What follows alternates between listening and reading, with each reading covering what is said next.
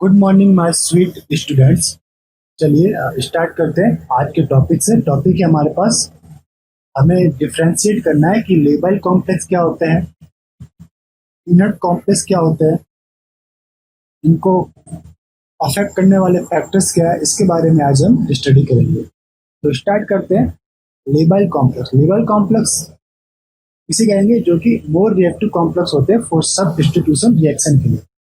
Okay, like ligand substitution reaction के लिए जो कॉम्प्लेक्स आपका मोर रिएक्टिव है, जो इजीली आपका लिगैंड सब्स्टिट्यूशन रिएक्शन परफॉर्म करता है, उसे हम कहते हैं लेबल कॉम्प्लेक्स। पॉइंट है इसके अंदर, ability of complex to give substitution reaction fastly is called reliability of the complex. और इसी तरह इनर्ट कॉम्प्लेक्स किसे कहेंगे कि जो कॉम्प्लेक्स लिगैंड सब्स्टिट्यूशन रिएक्शन के लिए प्रेफर नहीं करता, या जो रिएक्शन देता भी तो बहुत स्लो रिएक्शन देता है, तो उसे कहेंगे inert complex. Less reactive complex towards substitution reaction. Point इसमें इनएबिलिटी और less ability of a complex to give substitution reaction is called inertness. यानी कि वो स्टेबिलिटी जो रहता है वो अपना लिगैंड सब्स्टिट्यूट करना नहीं चाहता है। तो ये हो गया आपके पास दो पॉइंट, एक लेबल कॉम्प्लेक्स और एक इनर्ट कॉम्प्लेक्स। अगर वर्ड आए लेबल कॉम्प्लेक्स मीन्स ये इजीली या fastly ligand substitution reaction show कर सकता है। अगर वर्ड हमारे पास आए इनर्ट कॉम्प्लेक्स मीन्स ये easily ligand substitution reaction show नहीं करेगा। तो करेगा अभी तो मोर टाइम रिक्वायर्ड रहेगा इसके लिए। अब है हमारे पास interpretation of lability and inertness according to, देख लेते हैं interpretation of lability and inertness. तो दो मेजर फैक्टर के द्वारा इसे हम, या दो मेजर टर्म्स के द्वारा इसे हम इंटरप्रिटेट कर सकते हैं। पहला था according to VBT and second according to CFT theory, crystal film theory. और इसी में था सीएफटी के अंदर पर्टिकुलर हम यूज में लेते हैं crystal film activation energy and crystal film stabilizing energy का हम यूज में ले करके इसकी lability as well as inertness को हम, और इनर्टनेस को हम क्या करते हैं इसके अंदर इंटरप्रिटेट करते हैं। तो फर्स्ट हमारे पास जो टर्म है अकॉर्डिंग टू वीबीटी, किस टाइप से लिगेंड या आपका जो कॉम्प्लेक्स है वो इनर्ट रहेगा या लेबल रहेगा, कैसे हम पता लगाए, तो कैसे इंटरप्रिटेट करेंगे देख लेते हैं। अकॉर्डिंग टू वीबीटी, अब ट्रांजिशन मेटल कॉम्प्लेक्स किस टाइप के हो सकते हैं? दो टाइप के, एक होता है आउटर स्फीयर कॉम्प्लेक्स और एक होता है inner sphere complex. This one outer sphere complex and this one inner sphere complex. Outer sphere complex के लिए हाइब्रिडाइजेशन क्या रहती है आपका? हाइब्रिडाइजेशन आपके पास रहेगी sp3d2। एंड इनर स्फीयर के लिए मीन्स जो डी ऑर्बिटल है वो इनर ऑर्बिटल काम में ले रहे हैं हम, वो रहेगा d2sp। आउटर स्फीयर आयनिक कॉम्प्लेक्स रहता है आपके पास, मेटल लिगैंड बॉन्ड लेंथ इसके अंदर क्या रहता है? लार्जर रहता है। ओके, क्यों? क्योंकि ये आउटर डी ऑर्बिटल हम यूज ले रहे हैं। तो एमएल बॉन्ड इसके अंदर वीक रहता है, तो बॉन्ड स्ट्रेंथ भी क्या रहेगा?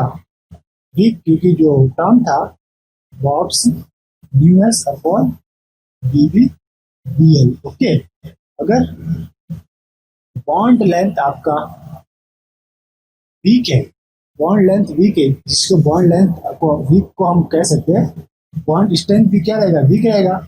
बॉन्ड लेंथ वीक कब है? जब बॉन्ड लेंथ लार्जर है, इसलिए ये बॉन्ड जो आपका मेटल लिगैंड बॉन्ड है वो कैसा रहेगा? आपका वीक नेचर का रहेगा। बॉन्ड स्ट्रेंथ इसकी वीक कहलाएगी। अगर बॉन्ड स्ट्रेंथ वीक है तो एक्टिवेशन एनर्जी हायर रहेगी। एक्टिवेशन एनर्जी हायर तो मेटल लिगैंड बॉन्ड ब्रेक करने के लिए एनर्जी कम है चाहिए आप।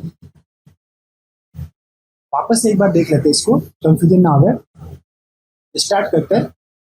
आयनिक कॉम्प्लेक्स है आपके पास, मेटल लिगैंड बॉन्ड लेंथ आपका क्या रहेगा? आयनिक कॉम्प्लेक्स के अंदर लार्जर रहेगा। ओके, अगर बॉन्ड लेंथ लार्जर है तो डेफिनेटली इसके लिए बॉन्ड स्ट्रेंथ वो क्या रहेगी आपकी? लोअर।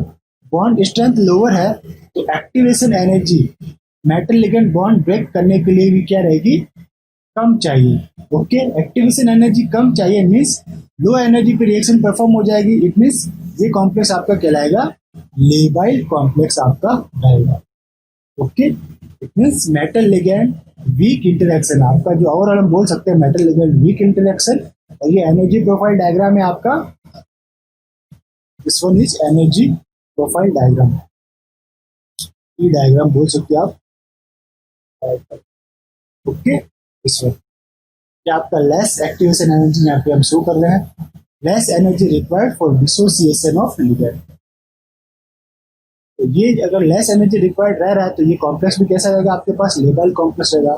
अब लेबल कॉम्प्लेक्स के लिए डी कॉन्फ़िगरेशन कौन कौन से होनी चाहिए ये भी देख लेते हैं। तो वो है आपके पास D4 configuration, high speed D4 configuration, EG orbital unsymmetrical filling रहेगा, हाइब्रिडाइजेशन रहेगा sp3d2। इस तरह D5 high speed complex sp3d2, या D6 high speed sp3d2 hybridization, D7 high speed complex sp3d2। ये सारे के सारे आपके शो करेंगे लेबाइल कॉम्प्लेक्स को शो करेंगे, यानी कि इनके अंदर ligand substitution reaction fast perform होगी compare to inner orbital complex. Okay, अब हम इनर ऑर्बिटल कॉम्प्लेक्स का पार्ट देख लेते हैं।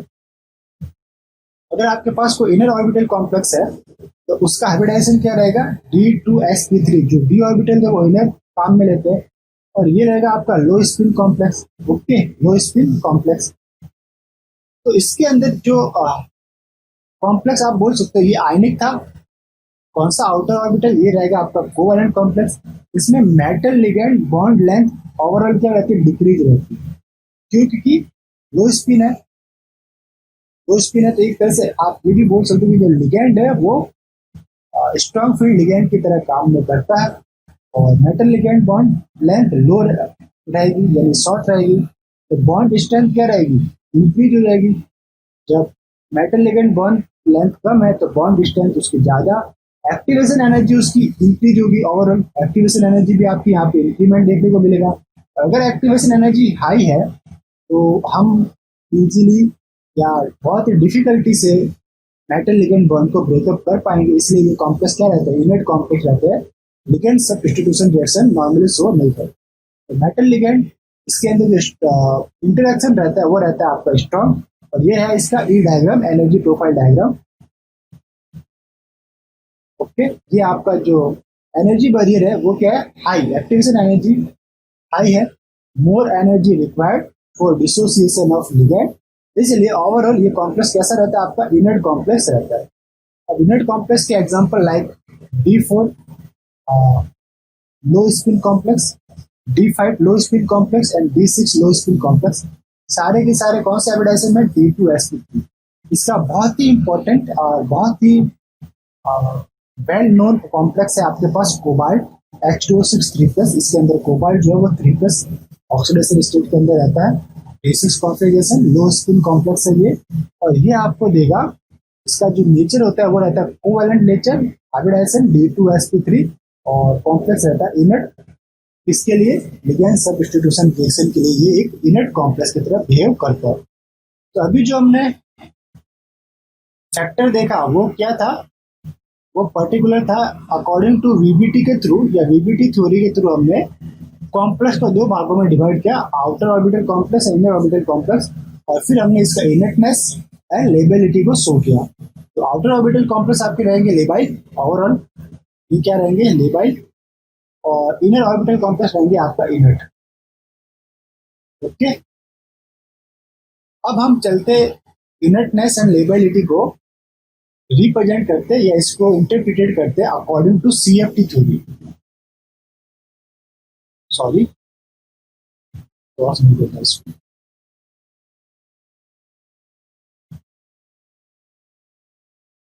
अकॉर्डिंग टू CFT थ्योरी,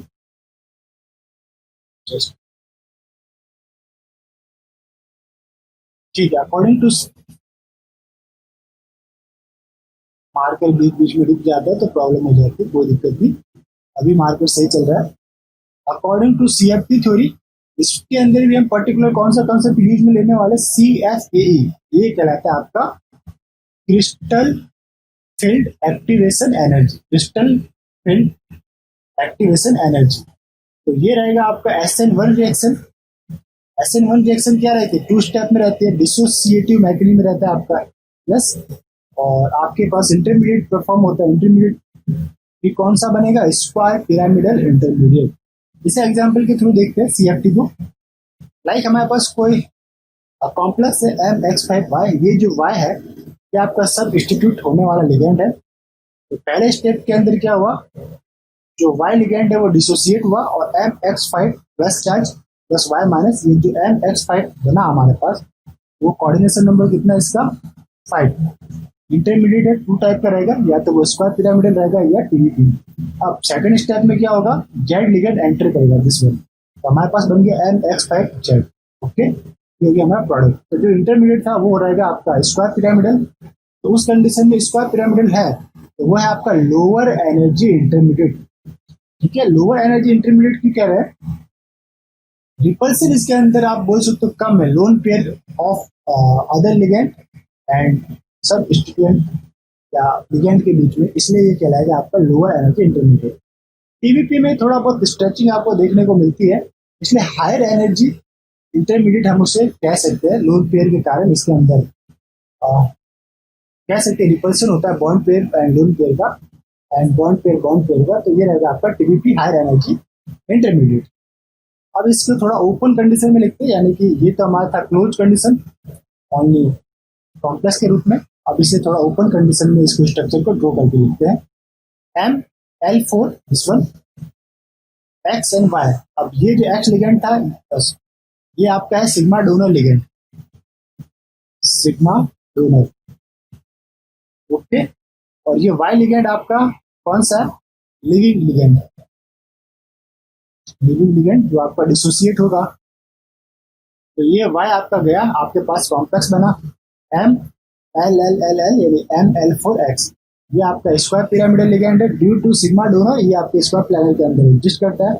अब हमें देखना है CFAE, crystal field activation energy. तो याद रखिएगा क्रिस्टल फील्ड एक्टिवेशन एनर्जी का फॉर्मूला होता है, जो आपका इंटरमीडिएट बनता है उसे हम टू टाइप से रिप्रेजेंट करके देखते हैं कि CFSA crystal field stabilising energy, ये ए जो है इसको ई कर दीजिएगा, crystal field stabilising energy of square pyramidal intermediate minus CFSE of octahedral intermediate.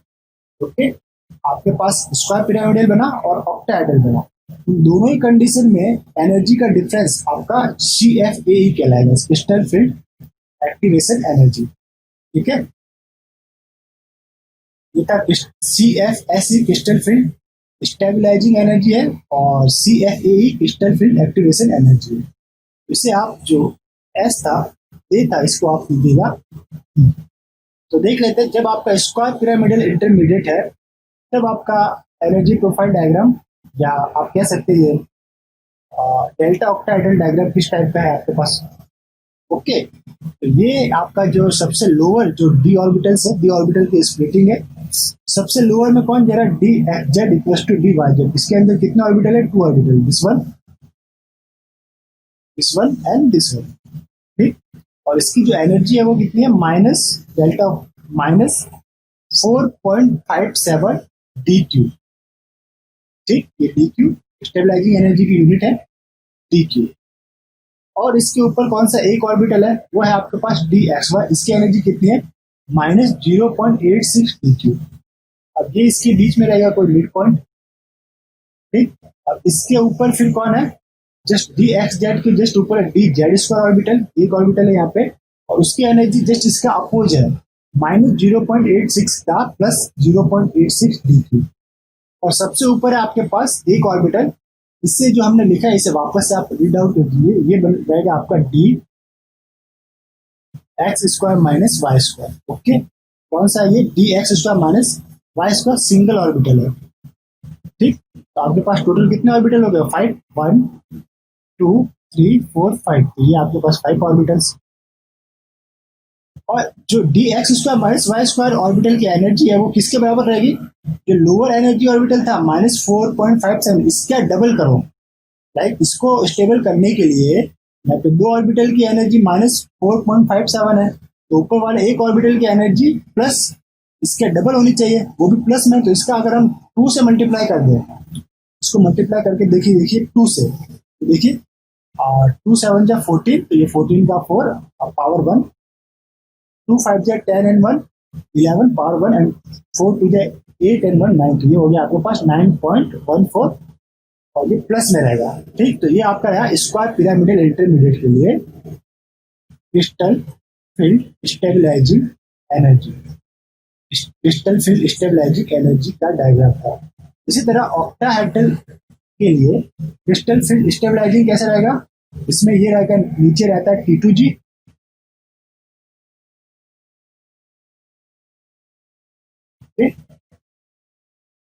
नीचे रहता है आपका T2G, ऊपर रहता है आपके पास Eg।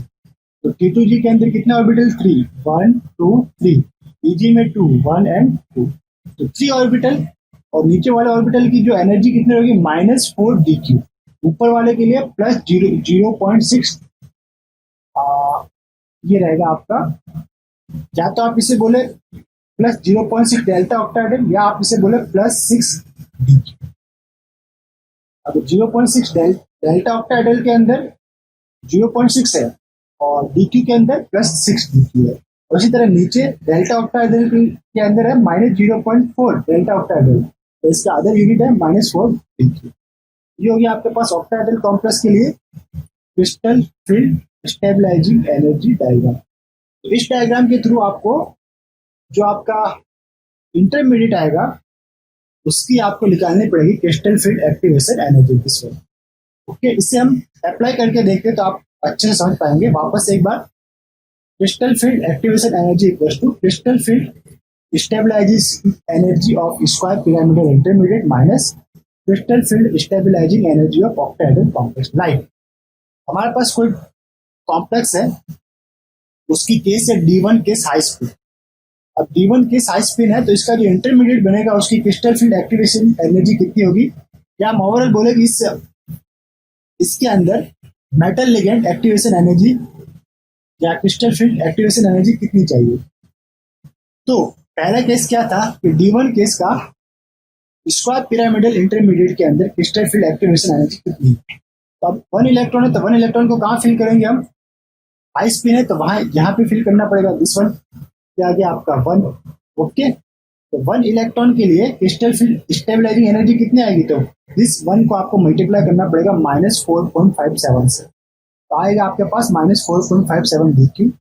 फिर आपका फॉर्मूले वाला माइनस, तो ये माइनस किसका है, फॉर्मूले का, तो इसे हमने रिप्रेजेंट किया फॉर्मूले का माइनस। ठीक, अब आप सेकंड किसका है, CFSE ऑफ ऑक्टाहेड्रल कॉम्प्लेक्स। अगर आपके ऑक्टाहेड्रल कॉम्प्लेक्स में D1 केस है तो आप एक इलेक्ट्रॉन फिल करना है, तो वो इलेक्ट्रॉन कहाँ फिल करेंगे, यहाँ पे। अब एक इलेक्ट्रॉन है तो इसके लिए CFSE कितना है, 1 इंटू -4dq। ओके, तो -4dq आएगा, तो -4dq को हम किस में लिखेंगे, ब्रैकेट में, तो इसे हम ब्रैकेट में लिखेंगे क्योंकि ब्रैकेट के पहले माइनस है। अब इसे सॉल्व कीजिए तो -4.57 dq, ब्रैकेट ओपन करो तो माइनस इंटू माइनस +4, तो -4.57 +4 कितना हो गया, -0.57 dq। और जब आपकी CFAE माइनस में रहती है तो वो कॉम्प्लेक्स कैसे रहते हैं, आपके लेबाइल कॉम्प्लेक्स रहते हैं। कैसे रहेंगे आपके पास, लेबाइल। तो आई होप ये स्टेप पर्टिकुलर आपको समझ में आ गया हो, यही अप्लाई आपको सभी कॉम्प्लेक्स के अंदर करना है। लाइक D2 कॉम्प्लेक्स है तो पहले 2 इलेक्ट्रॉन की जो फीलिंग है वो करनी है आपको स्क्वायर पिरामिडल कॉन्फ़िगरेशन के अंदर, स्क्वायर पिरामिडल ज्योमेट्री में।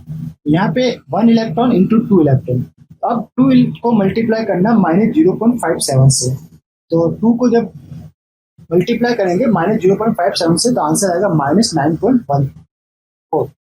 अब ये फॉर्मूले का माइनस, तो यहाँ पे फॉर्मूला वाला माइनस को हाईलाइट कर देता हूँ। और फिर 2 इलेक्ट्रॉन की फिलिंग करनी है ऑक्टाहेड्रल में, तो दिस वन आपकी थी 1 एंड ये दूसरा। फिर ये 1 एंड 2 को मल्टीप्लाई करना है -4 से, तो -8 आ जाएगा। इस -8 को आप ब्रैकेट में रखो, दिस वन 2 इंटू -4, तो 4 2 जा 8, -8 को ब्रैकेट में रखेंगे और माइनस इंटू माइनस +8, तो ये हो गया +8। तो आंसर कितना है, -1.14। और लाइन नंबर में आप याद रखिए, जैसे ये लाइन नंबर है, ये 0, यहाँ पे प्लस वैल्यूज रहती है, +1 +2 +3, और लेफ्ट साइड में -1 -2 -3 -4। अगर लाइन नंबर में लेफ्ट साइड जाने पे अगर वैल्यू इंक्रीज हो रही है, जैसे माइनस वैल्यू इंक्रीज हो रही है, तो वो मोर लेबाइल कॉम्प्लेक्स आपका कहलाएगा। लाइक -1.14 डी क्यू वाला कॉम्प्लेक्स D1 वाले कॉम्प्लेक्स से ज्यादा लेबल है, इसकी वैल्यू ज्यादा है ना नेगेटिव साइड, इसलिए ये ज्यादा लेबल है। इस तरह D3 के लिए चेक करते तो D3 हाई स्पिन, अब ये हाई स्पिन में है आपका डी कॉम्प्लेक्स, ये स्क्वायर पिरामिडल, तो 3 इलेक्ट्रॉन फिल करने हाई स्पिन में, तो 1 2 और तीसरा किसमें फिल करेंगे अब आप, इस वन। तो 2 को तो मल्टीप्लाई करेंगे -4.57 से, और 1 को मल्टीप्लाई करेंगे -0.86 से, और इसको जोड़ देंगे, तो जोड़ने पर आपके पास आएगी CFSE of square pyramidal intermediate. तो वो कितना आएगी देख लेते हैं, D3 है तो -9.14 -0.86, तो ये आ गया आपके पास ओवरऑल -10, इन दोनों को जोड़ेंगे तो -10 आएगी, और फिर ये फॉर्मूले का माइनस, और फिर CFSE ऑफ ऑक्टाएटल, तो ऑक्टाएटल में 3 इलेक्ट्रॉन किसमें बनेंगे, ये 3 इलेक्ट्रॉन हम फिल करेंगे दिस वन, 1 2 और तीसरा इसमें, ये लगा तीसरा इलेक्ट्रॉन इसमें, 1 2 3, अब 3 को मल्टीप्लाई करना -4 से, तो दिस वन 3 इंटू -4, तो ये हो गया 4 3 12, और माइनस इंटू माइनस प्लस, तो 10 प्लस 12 कितना आएंगे, +2 DQ आपके पास आएगा, ये रहेगा आपका।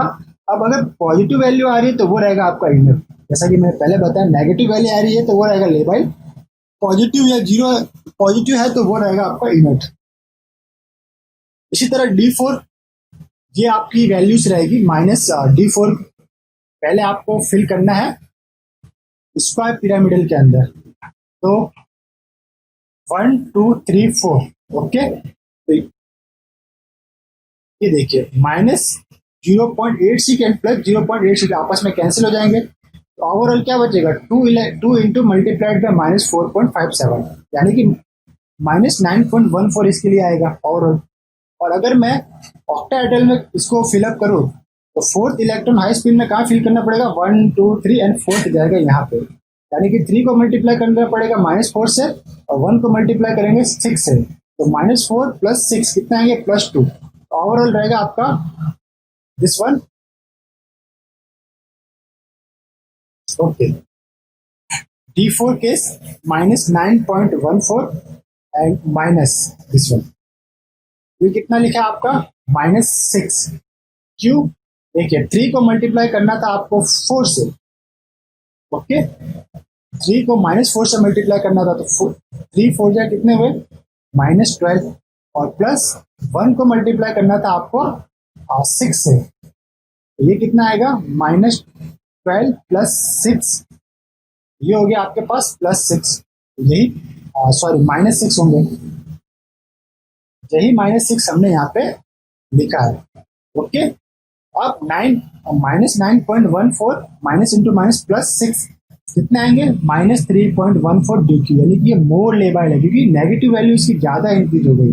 अब D5 केस है, तो D5 केस में आपके सिमेट्रिक फीलिंग ये आप देखेंगे D5 में, तो D5 में क्या होगा, ये 1 2 3 4 5th इलेक्ट्रॉन भी आपको कहाँ फिल करना पड़ेगा, यहाँ पे, और यहाँ पे 1 2 3 4 और 5th इलेक्ट्रॉन यहाँ फिल करोगे, तो नीचे वाले 3 ऑर्बिटल्स ऊपर वाले 2 ऑर्बिटल के साथ बैलेंस रहेंगे, यानी कि ये +0.86 इस ऑर्बिटल का इस ऑर्बिटल से कैंसिल आउट होगा, इसके 2 इलेक्ट्रॉन 2 इंटू -4.57 कीजिए तो -9.14 आएगा, इसका 1 को +9.14 से मल्टीप्लाई करेंगे तो +9.14 आएगा, तो -9.14 एंड +9.14 हो गए कैंसिल, यानी 0 आ गए। इसी तरह T2G के अंदर 3 इलेक्ट्रॉन, 3 को मल्टीप्लाई किया -4 से, तो -4 3 12 माइनस का, और ऊपर 2 इलेक्ट्रॉन 2 को मल्टीप्लाई किया 6 से, तो 6 2 12 प्लस का, तो -12 एंड +12 0। तो इस टाइप D5 केस जो है वो कहलाता है, उसके लिए ओवरऑल क्या आएगा, 0 DQ आएगा, और ये मे बी इनट आपका रहेगा, या समटाइम लेबाइल भी रह सकता है क्योंकि इसका मिड पॉइंट के अंदर है, इसलिए हम इसका प्रैक्टिकली कंडीशन जो आती है वही हम अप्लाई करते हैं कि प्रैक्टिकल में कैसा आ रहा है। अब आपके पास D6, इसी तरह सभी को आपको अप्लाई करते जाना 1 by 1। तो D6 के लिए आपके पास आएगा -0.457 माइनस ब्रैकेट के अंदर भी -4, माइनस माइनस +4 हो जाएंगे, और ओवरऑल इसकी वैल्यू आएगी -0.57 DQ, लेबल रहेगा। इसी तरह D7 हाई स्पिन के लिए देखें तो CF ए ई कितना आएगा, -9.14 माइनस ब्रैकेट के अंदर -8 dq, तो ये रहेगा आपके पास -9.14 प्लस 8। ओके, अब ये 7 इलेक्ट्रॉन फिल करना है, तो करना कैसे 7 इलेक्ट्रॉन, पहले बता देता हूँ एक बार। हाई स्पिन में था, चेक करते हैं 1 2 3 4 5, अब 6 इलेक्ट्रॉन वापस यहाँ पे 6 और ये 7, इस टाइप से फिलिंग होगी, यानी कि नीचे वाले 4 इलेक्ट्रॉन को मल्टीप्लाई करना है -4.57 से। और इसी तरह अगर मैं ऑक्टाहेड्रल की बात करूं, 1 2 3 4 5 और वापस से 6 यहाँ पे 7 यहाँ पे, यानी कि 2 2 4 एंड 1 5 को मल्टीप्लाई करना -5 से। तो इस टाइप से आप इलेक्ट्रॉन की फिलिंग करेंगे, तो आपके पास D7 के लिए आएगा -1.14 DQ लेबाइल रहेगा। D8 के लिए आएगा आपके पास +2 DQ ओवरऑल, जब आप कैलकुलेट करके देखेंगे, प्रैक्टिस कीजिएगा, आपके पास ये आएगा +2 DQ आएगा, ये रहेगा आपके पास इनर। D9 केस जो कि कॉपर +2 कंडीशन देता है डेटिव डिस्टोर्शन के कारण, उसके लिए आता है -3.14, ये रहता है आपका मोर लेबाइल, सबसे ज्यादा लेबाइल ये रहता है, इसलिए D9 case is more labile. D10 case आपका रहेगा, अब वो इसकी CFAC भी आएगी 0 DQ, लाइक जिंक 2+ के लिए, लाइक जिंक 2+ केस के लिए ये आता है 0 DQ। ओके, तो ये पूरा का पूरा कंसेप्ट स्टडी करने से हमें कंक्लूजन क्या निकला, एक चीज हमको देखने को मिली, कंसेप्ट क्या निकला कि if crystal field activation energy decrease रहती है तो आपकी लेबिलिटी क्या रहेगी, इंक्रीज रहेगी। इट मीन्स जो भी आपका लाइन नंबर है, लाइन नंबर में अगर नेगेटिव साइड वैल्यू बढ़ती है तो वो रहेगा आपका डिक्रीज, और इसमें कहेंगे आपकी लेबिलिटी इंक्रीज, और अगर पॉजिटिव साइड वैल्यू आती है तो वो रहेगा आपका CFAE इंक्रीज, इनर्टनेस आपका इंक्रीमेंट देखने को मिलेगा, इनर्टनेस उस कॉम्प्लेक्स की ओवरऑल बढ़ेगी। तो ये था आपका if crystal field activation energy is negative and 0, तो वो कॉम्प्लेक्स ओवरऑल में भी आप उसे कह सकते हो लेबाइल। अगर आपका crystal field activation energy positive है तो वो कॉम्प्लेक्स रहेगा आपका इनर्ट कॉम्प्लेक्स। अब कुछ समरी है कि ऑक्टाहेड्रल हाई स्पिन कॉम्प्लेक्स की CFAE आपको निकालनी है।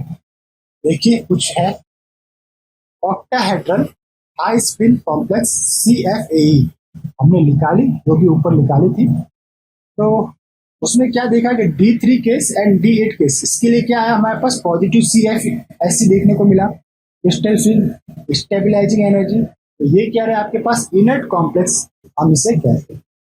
देख लेते हैं यहाँ पे, ये आपका D8 केस पॉजिटिव आ रहा है और ये आपका D3 केस पॉजिटिव आ रहा है। ओके, तो क्रिस्टल फील्ड एक्टिवेशन एनर्जी कैसी आई आपके पास,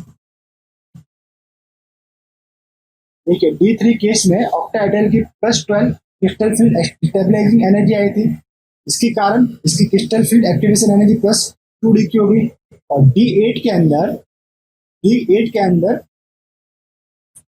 ये -12 DQ आई थी, और ओवरऑल इसकी प्लस क्या हो रही थी, +2 DQ हो रही थी क्रिस्टल फील्ड एक्टिवेशन एनर्जी। तो हमें क्या पता चला कि क्रिस्टल फील्ड स्टेबलाइजिंग एनर्जी जो +DQ या क्रिस्टल फील्ड, इसको कहेंगे एक्टिवेशन एनर्जी। इसे क्या लिखेंगे आप, जो पर्टिकुलर जो है उसको लिखिए activation energy. Crystal field activation energy के अकॉर्डिंग हम बता रहे हैं ना, तो क्रिस्टल फील्ड एक्टिवेशन एनर्जी आपका प्लस आ रहा है, इसलिए ये हुआ आपका इनर्ट कॉम्प्लेक्स। इसी तरह octahedral high spin complex like D1 D2 D4 D5 की 0 रहेगी, बट फिर भी वो आपका लेबाइल कहलाएगा, D6 D7 D9, और सबसे मोर तो D9।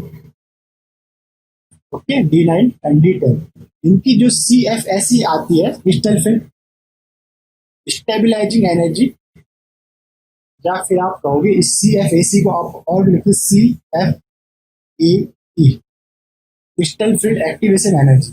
Okay, crystal field stabilising energy तो हमें फाइंड अप करनी होती है पर्टिकुलर ऑक्टाहेड्रल के लिए, लेकिन क्रिस्टल फील्ड एक्टिवेशन एनर्जी हम जब उसकी लिगेंड सब्स्टिट्यूशन रिएक्शन होती है तो intermediate as well as intermediate form में फाइंड करते हैं पहले, like CFAC of intermediate and CF- of octahedral. इन दोनों का डिफरेंस आपको कहलाएगा CFAE, इसको हम CF करेंगे CFAE। तो ये अगर आपकी नेगेटिव वैल्यू आ रही है या 0 वैल्यू आ रही है तो उसके लिए आप कह सकते हो कि less activation energy are required, और लेबाइल कॉम्प्लेक्स वो आपका कहलाएगा। अब था लो स्पिन ऑक्टाहेड्रल कॉम्प्लेक्स। अगर लो स्पिन ऑक्टाहेड्रल कॉम्प्लेक्स की बात करें तो उनके लिए CFAE crystal field activation energy find out करना है। तो लो स्पिन के अंदर इलेक्ट्रॉन फीलिंग डिफरेंट टाइप की रहेगी। 3 इलेक्ट्रॉन तक तो सेम रहेगा, लेकिन अगर आप 3 के बाद बात करोगे लाइक 4, 5, 6, 7, 8, 9, 10 तो उसकी इलेक्ट्रॉन फीलिंग अलग रहती है। इसलिए इसमें D1, D2, D7, D9 and D10। Okay, ये क्या रहते हैं, इसमें क्रिस्टल फील्ड एक्टिवेशन एनर्जी इसकी नेगेटिव आती है, तो ये रहेंगे आपके पास labile complex, less activation energy. But D3, D4, D5, D6, D8 इसके लिए इसके पास CFA आएगी पॉजिटिव, और इसके लिए मोर एक्टिवेशन एनर्जी रिक्वायर्ड रहेगी, इसलिए ये कहलाएंगे आपके पास इनर्ट कॉम्प्लेक्स। तो कंसेप्ट क्या था, एक और कंसेप्ट था जिसके थ्रू आप बता सकते हैं। एक ये था कि अगर आपके जनरली आपने जैसे कोई ऑक्टाहेड्रल कॉम्प्लेक्स दे रखा है, चाहे वो लो स्पिन हो चाहे हाई स्पिन हो, ओके, इलेक्ट्रॉन फीलिंग की आपने, और आपका इलेक्ट्रॉन फीलिंग्स T2G में या EG में सिमेट्रिक इलेक्ट्रॉन फीलिंग आपको देखने को मिल रहा है, ठीक, तो वो आपके कॉम्प्लेक्स रहेंगे इनर्ट कॉम्प्लेक्स। उनके लिए CFAE की वैल्यू ज्यादा आएगी। लाइक D3 T2G सिमेट्रिक रहता है, D5 T2G as well as EG symmetric रहता है, D8 EG सिमेट्रिक रहता है इसके अंदर, एंड D10 दोनों ही सिमेट्रिक रहते हैं। ओके, अब आपके पास है कि अगर अनसिमेट्रिक इलेक्ट्रॉन फीलिंग है, लाइक T2G या EG में से कोई भी अनसिमेट्रिक है, तो वो है आपका हाई स्पिन के अंदर बात कर रहा है, हाई स्पिन में, तो वो कैसे रहेंगे आपके पास लेबाइल कॉम्प्लेक्स रहेंगे। लाइक D1 T2G ऑर्बिटल इसके अंदर अनसिमेट्रिक है, D2 में भी T2G अनसिमेट्रिक है, D4 में EG ऑर्बिटल अनसिमेट्रिक है, D6 में T2G ऑर्बिटल अनसिमेट्रिक है, D7 में भी T2G, एंड D9 के अंदर अगर बात करें तो EG ऑर्बिटल अनसिमेट्रिक रहता है, इसलिए ये क्या होता है लेबाइल। तो हम किस हिसाब से बता सकते हैं इलेक्ट्रॉन फीलिंग किस टाइप की, सिमेट्रिक इलेक्ट्रॉन फीलिंग या अनसिमेट्रिक। अगर सिमेट्रिक है तो वो रहेंगे इनर्ट, अनसिमेट्रिक है तो वो रहेंगे लेबाइल। अब हमारे पास अदर टॉपिक है, other factor which affect the liability of the complex. अभी हमने कौन सा पॉइंट स्टडी किया था, हमने पॉइंट स्टडी किया था अकॉर्डिंग टू VBT के अकॉर्डिंग हमने बताया लेबिलिटी और इनर्टनेस, और CFT थ्योरी के अकॉर्डिंग हमने बताया। CFT के अंदर भी है particular CFSE crystal field activation energy, से हम लेंगे क्रिस्टल फील्ड एक्टिवेशन एनर्जी के अकॉर्डिंग हमने अपने कॉम्प्लेक्स को इंटरप्रिटेड किया कि वो लेबाइल था या इनर्ट था। अब हमारे पास अदर फैक्टर है, वो है जियोमेट्री ऑफ द कॉम्प्लेक्स। तो अकॉर्डिंग टू दिस कि जो आपके पास कोऑर्डिनेशन नंबर 4 वाले जियोमेट्री कॉम्प्लेक्स रहते हैं वो मोर लेबाइल रहते हैं कंपेयर टू कोऑर्डिनेशन नंबर 6। ऐसा क्यों होता है, कोऑर्डिनेशन नंबर 4 आपको बनाएगा स्क्वायर प्लैनेट या टेट्राहेड्रल, एंड कोऑर्डिनेशन नंबर 6 बनाएगा ऑक्टाहेड्रल। तो ऑक्टाहेड्रल जो है वो मोर क्लोज या पैक्ड अरेंजमेंट है, इसमें किसी लाइक न्यूक्लियोफाइल को अटैक करने के लिए स्टेरिक हिंड्रेंस का ज्यादा सामना करना पड़ता है। Sorry, entry of incoming ligand in coordination sphere is difficult होता है। क्यों, जैसे क्लोज आप बोल सकते हो लाइक इस टाइप की अरेंजमेंट रहता है ना।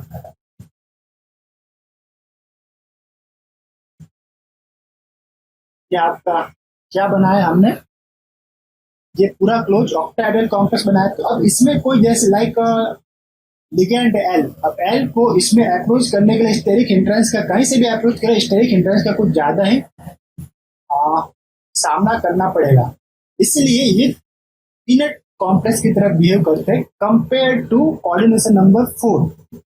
अगर मैं कोऑर्डिनेशन नंबर 6 के ही कॉम्प्लेक्स की बारे में बात करूँ तो वो इनर्ट नहीं कहेंगे, उनमें भी फिर उसकी इनर्टनेस अलग अलग होगी, लेबिलिटी अलग अलग होगी। अभी हम दो अलग अलग कोऑर्डिनेशन नंबर वाले कॉम्प्लेक्स में कंपेयर कर रहे हैं। और कोऑर्डिनेशन नंबर 4 का कोई कॉम्प्लेक्स है लाइक, तो उसकी जियोमेट्री कैसी होगी, स्क्वायर प्लानर समथिंग पैटर्न। अब देखिए इसका अपर फेस एंड लोअर फेस दोनों ही लेस इंट्रेंस है, बिल्कुल इंट्रेंस नहीं है वहां पे, तो दोनों ही साइड से आपका लिगैंड अप्रोच कर सकता है, इसलिए रिएक्टिविटीज की ज्यादा रहती है। Entry of incoming ligand in coordination sphere is PG। So ये क्या कहलाएंगे आपके पास लेबाइल कॉम्प्लेक्स। लाइक एक एग्जांपल है NiCN4 2- is more labile than magnet CN6 3- complex. ये आपका ऑक्टाहेड्रल कॉम्प्लेक्स रहेगा, ये आपका रहेगा स्क्वायर प्लानर कॉम्प्लेक्स। ओके, अब जो हमारे पास सेकंड फैक्टर था वो था oxidation state of central metal cation. इसके अकॉर्डिंग क्या था कि अगर oxidation state of central metal cation आपका इंक्रीज होगी तो लेबिलिटी ऑफ द कॉम्प्लेक्स क्या रहेगी, आपकी डिक्रीज होगी। ऐसा क्यों होगा, अगर ऑक्सीडेशन नंबर इंक्रीज हो रही है तो मेटल लिगेंड इंटरेक्शन आपका बढ़ेगा, बॉन्ड आपकी डिक्रीज होगी। बता देता हूँ, अगर ऑक्सीडेशन नंबर आपकी इंक्रीज हो रही है तो मेटल लिगेंड इंटरेक्शन आपका इंक्रीज होगा, मेटल लिगेंड बॉन्ड स्ट्रेंथ आपकी इंक्रीज होगी एंड बॉन्ड लेंथ आपका क्या रहेगा, डिक्रीज रहेगा। बॉन्ड लेंथ आपको डिक्रीज देखने को मिलेगा। इसलिए एक्टिवेशन एनर्जी इसके लिए हायर रिक्वायर्ड रहेगी। लेबिलिटी आपकी क्या रहेगी, लो जाएगी। मीन्स लेबिलिटी लो जा रही है यानी कम हो रही है, मीन्स इनर्टनेस आपकी बढ़ रही है। ओवरऑल हमने क्या समरी लिख ली हमारी, अगर ऑक्सीडेशन नंबर अगर इंक्रीज हो रही है तो लेबिलिटी तो होगी डिक्रीज, और इसका जो इनर्टनेस है, इनर्टनेस वो आपका रहेगा इंक्रीज। ठीक, अब हमारे इसके ऊपर बेस्ड कुछ क्वेश्चन है। लाइक हमारे पास कुछ कॉम्प्लेक्स दे रखा है, AlF6 कॉम्प्लेक्स के ऊपर 3- चार्ज है, तो मेटल के ऊपर कितना चार्ज निकला, +3। इसी तरह SiF6 2- charge, BF6- charge, SF6 और इसके ऊपर 0 चार्ज है। तो इस हिसाब से मेटल की ऑक्सीडेशन नंबर कितनी निकली, +3, सिलिकॉन की +4, फास्फोरस की +5 एंड सल्फर की +6। अब सबसे मोर पॉजिटिव चार्ज किसकी है, सबसे हाई ऑक्सीडेशन स्टेट में कौन है, सल्फर। इसलिए इसमें मेटल लिगेंड इंटरेक्शन स्ट्रॉन्ग रहेगा, एक्टिवेशन एनर्जी हाई रिक्वायर्ड रहेगी और liability of this complex lower रहेगा और इनर्टनेस सबसे ज्यादा रहेगी। तो इसने पूछा लेबिलिटी ऑर्डर, तो ये सबसे लोअर और हाई कौन रहेगा जिसमें सबसे कम पॉजिटिव चार्ज है, तो वो है एल्यूमिनियम AlF6 3-। इसके लिए लेबिलिटी सबसे हाई, इनर्टनेस लो। और सेकंड जो आपको सीरीज दे रखी है ये थी फर्स्ट, ये second, sodium plus H2O6+1 complex के ऊपर charge, magnesium H2O6 2+ charge, aluminium H2O6 3+ charge. इसमें भी जो मेटल है, मेटल के ऊपर चार्ज कितना है, सोडियम के ऊपर +1, मैग्नीशियम पे +2, एल्यूमिनियम पे +3। अब एल्यूमिनियम पे +3 चार्ज आ रहा है, means metal ligand interaction high है, बॉन्ड लेंथ लो है, एक्टिवेशन एनर्जी हाई रहेगी इसके लिए और लेबिलिटी सबसे लोअर रहेगी। कंपेयर टू सोडियम की बात करें तो सोडियम के ऊपर +1 चार्ज है, इसलिए बॉन्ड लेंथ ज्यादा रहेगी, एक्टिवेशन एनर्जी लेस रिक्वायर्ड रहेगी और लेबिलिटी सबसे ज्यादा इसमें रहेगी। तो सोडियम H2O6+ चार्ज कॉम्प्लेक्स की लेबिलिटी हाई रहेगी। थर्ड जो फैक्टर था आपका वो है हमारे पास ionic radius, ionic radius of the complex. तो इसके अकॉर्डिंग अगर लेबिलिटी जो रहती है वो प्रोपोर्शनली टू रहती है आयनिक रेडियस। अगर आयनिक रेडियस इंक्रीज तो एक्टिवेशन एनर्जी जो रहती है बॉन्ड क्लीव करने के लिए वो भी क्या रहती है, डिक्रीज, लेबिलिटी गेट इंक्रीज। तो देखते हैं इसमें कि ionic radius if increase lability of the complex is get increase. Why, क्योंकि activation energy for breakup of the metal ligand bond is get also decrease. क्या होती है, डिक्रीज हो जाती है। ये था आपके पास उस कॉम्प्लेक्स एग्जांपल के रूप में, strontium H2O6 2+ charge, calcium H2O6 2+ charge, magnesium H2O6 2+ charge. अब हमको आयनिक रेडियस ऑफ द मेटल हमको यहाँ पे रिप्रेजेंट करनी है, मेटल की आयनिक रेडियस। ओके, जो भी पॉजिटिव, तो यहाँ पे देखी जाए तो स्ट्रोंशियम जो है ये एक ही कॉलम के अंदर आता है। इसमें beryllium, magnesium, calcium, strontium, barium और आर इसमें रहता है और इसको छोड़िए अभी, यहाँ पे बेरियम ही तक देखिए। तो अभी हमको जो काम है वो है barium, strontium this one, then after है कैल्शियम सेकंड नंबर, और फिर आपके पास सबसे ऊपर मैग्नीशियम। ओके, तो स्ट्रोंशियम सबसे हायर आयनिक रेडियस होगी इसकी +2 कंडीशन में, उसकी बाद रहेगी कैल्शियम और सबसे कम मैग्नीशियम 2+। अगर हायर आयनिक रेडियस है तो मेटल लिगेंड बॉन्ड लेंथ भी क्या होगा, ग्रेटर रहेगा, लोअर एक्टिवेशन एनर्जी रिक्वायर्ड रहेगी। इसलिए अगर हम लेबिलिटी ऑफ कॉम्प्लेक्स देखें तो लेबिलिटी ऑफ कॉम्प्लेक्स कौन सा सबसे ज्यादा रहेगा? Strontium metal containing complex. तो ये था आपका liability order, liability order this one. Okay, ये किससे मोर लेबल रहेगा? कैल्शियम H2SO6 से। और सबसे कम लेबल कौन रहेगा? Magnesium H2SO6। क्यों? क्योंकि इसमें magnesium 2+ smaller metal ligand bond length रहता है, इसलिए एक्टिवेशन एनर्जी हाई रहेगी। एक्टिवेशन एनर्जी हाई तो आपका लेबिलिटी सबसे लो है। इस लेक्चर को यहीं पे स्टॉप करते हैं। हमने इसके अंदर क्या पढ़ा?